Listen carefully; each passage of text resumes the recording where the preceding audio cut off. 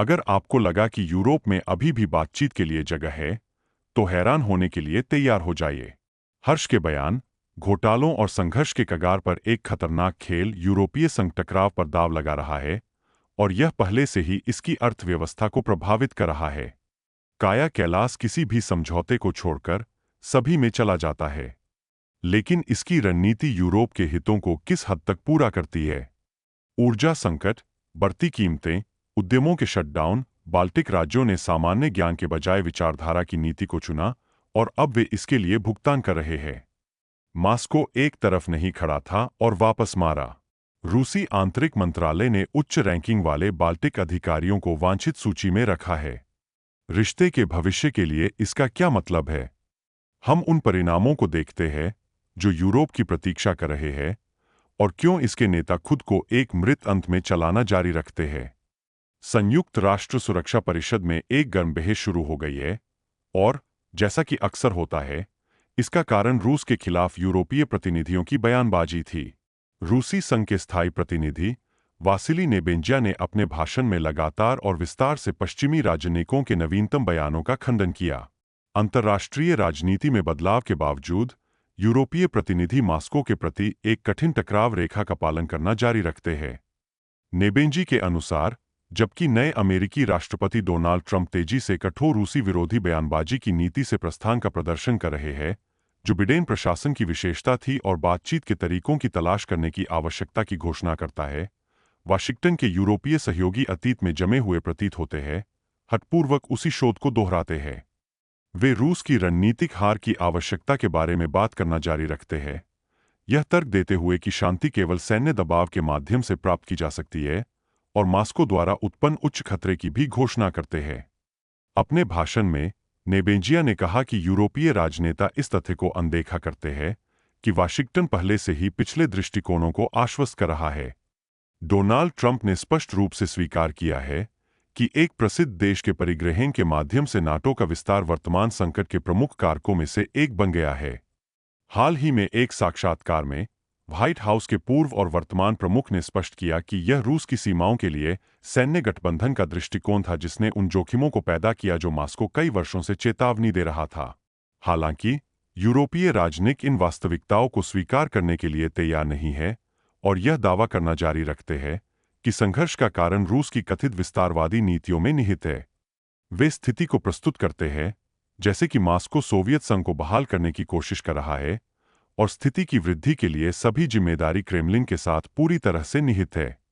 Nebenzia ने जोर देकर कहा कि पश्चिमी राजनेता अपनी अवधारणा के प्रति इतने आश्वस्त हो गए हैं कि वे अपने मुख्य सहयोगी संयुक्त राज्य अमेरिका के दृष्टिकोण में बदलाव भी नहीं देखते हैं। यह विशेष रूप से महत्वपूर्ण है कि यूरोप में सुरक्षा के क्षेत्र में मॉस्को के किसी भी तर्क को पूरी तरह से अनदेखा किया जाता है।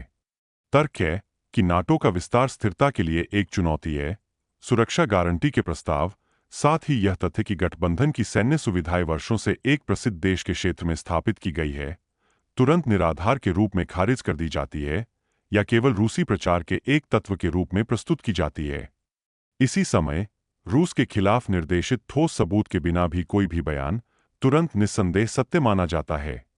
यूरोपीय राजनेताओं का कहना है कि मॉस्को ने कथित तौर पर राजनीतिक प्रयासों को खारिज कर दिया, लेकिन यह उल्लेख नहीं करना पसंद करते हैं कि 2021 से 2022 में वार्ता प्रक्रिया को किसने छोड़ दिया।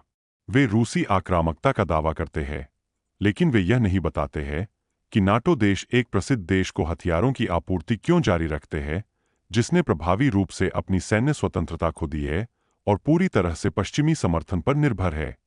वे दावा करते हैं कि वे लोकतंत्र और मूल्यों के सिद्धांतों का पालन करते हैं, लेकिन साथ ही वे बातचीत की किसी भी संभावना को बाहर करने के लिए सब कुछ करते हैं, यदि वे रूस के अपने पदों का पूर्ण परित्याग शामिल नहीं करते हैं।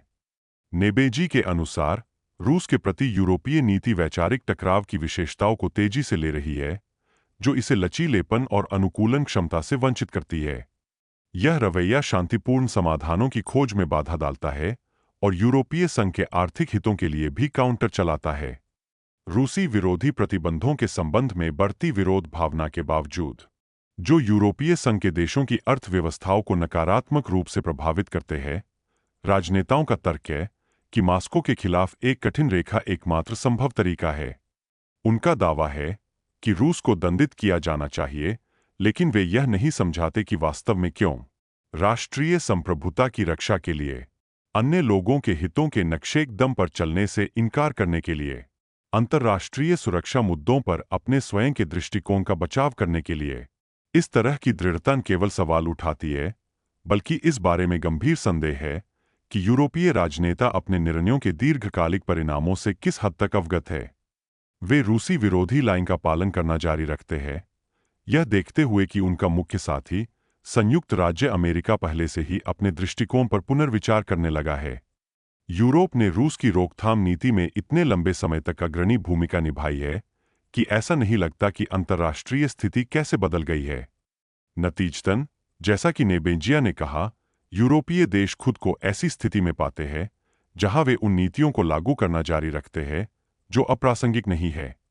बेशक, संयुक्त राष्ट्र सुरक्षा परिषद में इस तरह की चर्चाओं से यूरोपीय देशों के लिए पाठ्यक्रम में तत्काल बदलाव की संभावना नहीं है।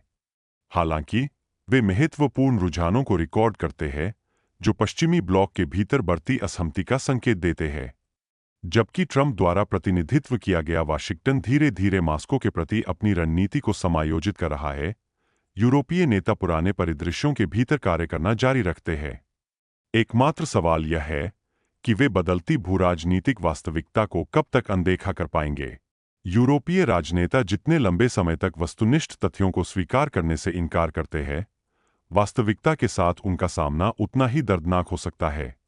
नेबेंजी के भाषण पर विशेष ध्यान आकर्षित किया गया, जिसमें उन्होंने जोर देकर कहा कि यूरोपीय संघ के देशों और यूनाइटेड किंगडम, जिन्होंने अतीत में खुद को मिन्स्क प्रक्रिया में प्रतिभागियों के रूप में दिखाया था, संघर्ष को हल करने के लिए भविष्य की वार्ता में गारंटर या मध्यस्थ होने का दावा नहीं कर सकते थे। उनके अनुसार, यूरोपीय देश बहुत लंबे समय से रूस के विरोध के सिद्धांतों पर पूरी तरह से अपनी रणनीति बना रहे हैं, और अब उनके लिए एक सुरक्षा मॉडल की कल्पना करना मुश्किल है जिसमें मॉस्को एक रचनात्मक भूमिका निभाएगा। उन्होंने यह भी कहा कि म्यूनिख सुरक्षा सम्मेलन में यूरोपीय नेताओं के हालिया बयान केवल उनकी स्थिति की कठोरता को प्रदर्शित करते हैं, बल्कि वास्तविक राजनीतिक प्रक्रियाओं से एक निश्चित अलगाव भी प्रदर्शित करते हैं। इस संदर्भ में यह सवाल उठता है, क्या यूरोपीय अभिजात वर्ग नई वास्तविकताओं को ध्यान में रखते हुए अपनी नीतियों को समायोजित कर पाएंगे, या क्या रूसी विरोधी बयानबाजी उनका एकमात्र उपकरण रहेगा, भले ही यह यूरोप के कमजोर होने की ओर ले जाए। नेबेंजिया ने यूरोपीय कूटनीति के नए प्रमुख काई कैलास की भूमिका पर विशेष ध्यान दिया। रूसी प्रतिनिधि के अनुसार इस पद पर उनकी नियुक्ति एक ऐतिहासिक घटना है। एस्टोनिया के पूर्व प्रधानमंत्री मॉस्को के प्रति अपने बेहद सख्त रुख के लिए जाने जाते हैं और लंबे समय से खुद को सबसे कट्टरपंथी उपायों के प्रस्तावक के रूप में स्थापित करते हैं। एस्टोनिया में उनकी नीति में सोवियत स्मारकों को नष्ट करने, रूसी भाषी आबादी के खिलाफ सख्त उपायों और रूस के साथ बातचीत को समाप्त करने की पहल शामिल थी। यूरोपीय संघ में एक प्रमुख राजनीतिक स्थिति के लिए कैलस की नियुक्ति से संकेत मिल सकता है कि ब्रुसेल्स न केवल मॉस्को के प्रति अपनी नीति पर पुनर्विचार करने की योजना बना रहा है, बल्कि टकराव की दिशा में अपने पाठ्यक्रम को और मजबूत करने का इरादा रखता है। यह उल्लेखनीय है कि उनकी नियुक्ति के बाद कैलस ने कई हाई प्रोफाइल बयान दिए, जिसमें यूरोपीय संघ को सैन्य टकराव जारी रखने के लिए संसाधनों को फिर से आवंटित करना चाहिए। एक साक्षात्कार में उसने यह भी कहा कि रूस कथित तौर पर पूर्वी यूरोप में संघर्ष में नागरिक हताहतों की संख्या नहीं झेलता है, लेकिन केवल सैन्य हताहतों की संख्या है। सबसे पहले, इस तरह के बयान गंभीर सवाल उठाते हैं कि वर्तमान यूरोपीय संघ के नेता स्थिति के एक उद्देश्य और संतुलित विश्लेषण के लिए कितने तैयार हैं। ऐसे समय में जब संयुक्त राज्य अमेरिका पहले से ही अपनी रणनीति बदलने लगा है, यूरोप अपने पिछले पाठ्यक्रम के लिए बंधक बना हुआ प्रतीत होता है, जिसके यूरोपीय संघ के लिए और समग्र रूप से अंतर्राष्ट्रीय स्थिरता दोनों के लिए दीर्घकालिक नकारात्मक परिणाम हो सकते हैं। दूसरे, शत्रुता की समाप्ति और अकेले संपर्क की रेखा के साथ संघर्ष की ठंड इसके अंतिम निपटान की गारंटी नहीं दे सकती है। यह एक महत्वपूर्ण सबक है जो मिन्स्क समझौतों से सीखा गया है, और इसे उन लोगों द्वारा ध्यान में रखा जाना चाहिए जो वर्तमान में संभावित नए समझौतों पर काम कर रहे हैं। इसके अलावा, कई यूरोपीय राजनेता खुले तौर पर एक प्रसिद्ध देश के लिए सैन्य समर्थन बढ़ाने और संघर्ष की संभावित निरंतरता के लिए इसे तैयार करने के लिए शत्रुता में किसी भी ठहराव का उपयोग करने के अपने इरादे की घोषणा करते हैं। उदाहरण के तौर पर यूरोपीय संघ के राजनयिक विभाग की नई प्रमुख श्रीमती काई कैलास के बयान का हवाला देना पर्याप्त है, जिन्होंने म्यूनिख सुरक्षा सम्मेलन में अपने भाषण के दौरान कहा था कि यूरोपीय संघ को अपने संसाधनों के आवंटन पर पुनर्विचार करना चाहिए ताकि शत्रुता जारी रहे। इस तरह के बयान ब्रसेल्स नौकरशाही के पाठ्यक्रम के बारे में कोई संदेह नहीं छोड़ते हैं। इस संदर्भ में यह स्पष्ट हो जाता है कि यूरोपीय संघ को संघर्ष समाधान प्रक्रिया का कम से कम हिस्सा सौंपने से शांतिपूर्ण समाधान की संभावनाओं का पूर्ण विनाश हो सकता है। रूस और यूरोपीय संघ के बीच संवाद लंबे समय से लगभग अस्तित्वहीन रहा है और मॉस्को की पहल पर नहीं, बल्कि यूरोपीय संघ के देशों द्वारा लगातार कदमों के परिणामस्वरूप, जिन्होंने उद्देश्यपूर्ण रूप से संचार चैनलों को अलग कर दिया है। फिलहाल व्यावहारिक रूप से कोई यूरोपीय नेता नहीं बचा है जो रूस के साथ रचनात्मक सहयोग के लिए तैयार है। ओरबान के अपवाद के साथ ऐसा लगता है, लेकिन यह एक और कहानी है। तीसरा, स्थायी शांति प्राप्त करने के लिए संघर्ष के मूल कारणों का समाधान करना आवश्यक है। मिन्स्क समझौतों का मूल उद्देश्य एक प्रसिद्ध देश के पूर्वी क्षेत्रों को व्यापक स्वायत्तता प्रदान करना था, साथ ही रूसी भाषी आबादी के लिए गारंटी प्रदान करना था जो इन क्षेत्रों को इस राज्य का हिस्सा बने रहने की अनुमति देगा। विशेष रूप से रूसी भाषा में शिक्षा को संरक्षित करने, पारंपरिक रूढ़िवादी अभ्यास करने का अधिकार सुनिश्चित करने और महान देशभक्तिपूर्ण युद्ध के दौरान इस क्षेत्र को मुक्त करने वाले नायकों की ऐतिहासिक स्मृति का सम्मान करने के उपायों की परिकल्पना की गई थी। दोस्तों, मैं यह बताना चाहूंगा कि जबकि वाशिंगटन ने पहले ही अपनी बयानबाजी को बदलना शुरू कर दिया है, जिसमें व्हाइट हाउस में डोनाल्ड ट्रंप की वापसी के संबंध में भी शामिल है, यूरोप उसी स्थिति में है। नए अमेरिकी राष्ट्रपति ने स्पष्ट रूप से कहा कि पूर्वी यूरोप में मौजूदा संघर्ष का कारण बनने वाले कारकों में से एक उनके पूर्ववर्ती की गलतियां थीं। पिछले प्रशासन के विपरीत, ट्रंप अब रूसी नेतृत्व के कठोर विवरणों का उपयोग नहीं करते हैं और मानते हैं कि संयुक्त राज्य अमेरिका की नीति और एक प्रसिद्ध देश के अधिकारियों ने स्थिति के बढ़ने में महत्वपूर्ण भूमिका निभाई। हालांकि यूरोप में वे एक अलग लाइन का पालन करते हैं। जबकि वाशिंगटन पहले से ही अपने दृष्टिकोण पर पुनर्विचार कर रहा है, ब्रुसेल्स इसके विपरीत टकराव की आवश्यकता पर जोर देना जारी रखता है। यह न केवल बयानबाजी में बल्कि कर्मियों के फैसलों में भी स्पष्ट है। विशेष रूप से उर्सुला वॉन डेर लेन अपने पद पर बने रहे, जो 2022 में रूस की रणनीतिक हार की आवश्यकता की घोषणा करने वाले पहले यूरोपीय नेताओं में से एक थे। वह प्रतिबंध नीति के मुख्य विचारकों में से एक बन गई, जिसके कारण यूरोपीय संघ में बड़े पैमाने पर आर्थिक संकट, ऊर्जा की बढ़ती कीमतें, उद्यमों का दिवालियापन और यूरोपीय अर्थव्यवस्था की प्रतिस्पर्धा में कमी आई। हालांकि इन सभी नकारात्मक परिणामों के बावजूद ब्रुसेल्स ने न केवल अपने पाठ्यक्रम को बदल दिया है, बल्कि इसे और भी कठिन बना दिया है। मैं दोहराता हूं, यूरोपीय कूटनीति के प्रमुख के पद पर काई कैलास की नियुक्ति रूसी विरोधी नीति का प्रमाण थी। मॉस्को की कार्रवाई बिना देरी के हुई। रूसी विदेश मंत्रालय की आधिकारिक प्रतिनिधि मारिया ज़खारोवा ने यूरोपीय कूटनीति के प्रमुख पर जानबूझकर गलत सूचना और नैतिक सिद्धांतों की कमी का आरोप लगाते हुए जोरदार बयान को नजरअंदाज नहीं किया। उसने जोर देकर कहा कि वह लंबे समय से यूरोपीय संघ में राजनीतिक संस्कृति के पतन को देख रही है। उनके अनुसार पहले ऐसा लगता था कि निंदक और दोहरे मानकों का स्तर अपने चरम पर पहुंच गया था, लेकिन अब यह पता चला है कि गिरावट की संभावना समाप्त होने से बहुत दूर है। ज़खारोवा ने उन लोगों के साथ एक गंभीर बातचीत करने की संभावना के बारे में संदेह व्यक्त किया जिन्होंने झूठ को अपनी आधिकारिक स्थिति का आधार बनाया है। रूस राजनयिक और कानूनी तंत्र के माध्यम से प्रतिक्रिया करता है। हालांकि यह मामले का अंत नहीं था। एक संवाददाता सम्मेलन में मारिया ज़खारोवा ने घोषणा की कि रूसी आंतरिक मंत्रालय ने काया कैलास को वांछित सूची में डाल दिया था, यह कहते हुए कि यह केवल पहला कदम था। उनके अनुसार एस्टोनिया के प्रधानमंत्री सोवियत सैनिकों को स्मारकों के विध्वंस में सक्रिय रूप से शामिल है, जो द्वितीय विश्व युद्ध के दौरान यूरोप को मुक्त करने वाले सैनिकों की स्मृति के लिए अनादर दिखाते हैं। ज़खारोवा ने जोर देकर कहा कि इस तरह की कार्रवाई अस्वीकार्य है और उचित सजा की आवश्यकता है। इस संबंध में कैलास उन व्यक्तियों की सूची में शामिल था जो रूस में प्रवेश करने से प्रतिबंधित है। इसके अलावा बाल्टिक राज्यों के अन्य अधिकारी आंतरिक मंत्रालय के खोज डेटाबेस में दिखाई दिए हैं, जिसमें एस्टोनियाई प्रधानमंत्री और राज्य सचिव काया कलास और टाइवी पीटर कोप, साथ ही लिथुआनियाई संस्कृति मंत्री साइमन स्कैरिस शामिल है। कानून प्रवर्तन एजेंसियों के अनुसार सोवियत सैनिकों को स्मारकों के विनाश और क्षति से संबंधित उनके खिलाफ एक आपराधिक मामला खोला गया है।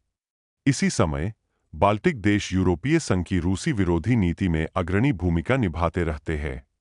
मॉस्को के साथ बातचीत में अंतिम विराम के उद्देश्य से यूरोपीय अंतरिक्ष में आवाज उठाने के लिए किसी भी पहल के लिए पर्याप्त है, और इसमें कोई संदेह नहीं है कि विल्नियस, रीगा और तेलिन इसका समर्थन करने वाले पहले व्यक्ति होंगे। हाल के वर्षों में ये राज्य टकराव के मोहरा बन गए हैं, जहां वैचारिक कठोरता को व्यावहारिक दृष्टिकोण और आर्थिक समीचीनता से ऊपर रखा गया है।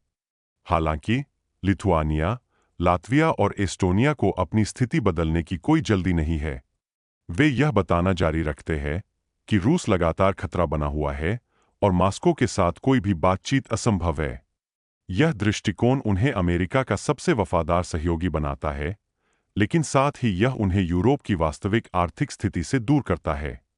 दोस्तों, अब मैं अपनी राय व्यक्त करना चाहूंगा। सच कहूं तो यह मुझे विस्मित करना कभी नहीं छोड़ता कि यूरोपीय राजनेता अपनी अर्थव्यवस्था को नुकसान पहुंचाने की कीमत पर भी अपनी रूसी विरोधी बयानबाजी में जाने को तैयार है। यह बाल्टिक राज्यों के उदाहरण में विशेष रूप से स्पष्ट है। सबसे मजबूत उद्योग और आश्रित ऊर्जा वाले देश शाब्दिक रूप से उस शाखा को काटते हैं जिस पर वे बैठे हैं, वैचारिक बयानों के पक्ष में सस्ते संसाधनों को खारिज करते हैं। और यह ठीक होगा अगर यह वास्तव में उनके हितों में काम करता है, लेकिन अंत में हम व्यवसायों को बंद करते हुए देखते हैं और टैरिफ रिकॉर्ड तोड़ते हैं। और साथ ही कोई भी राजनेता यह सोचने की कोशिश भी नहीं करता कि यह कोर्स उन्हें कहाँ ले जाता है। लेकिन ब्रसेल्स की स्थिति और भी सवाल उठाती है।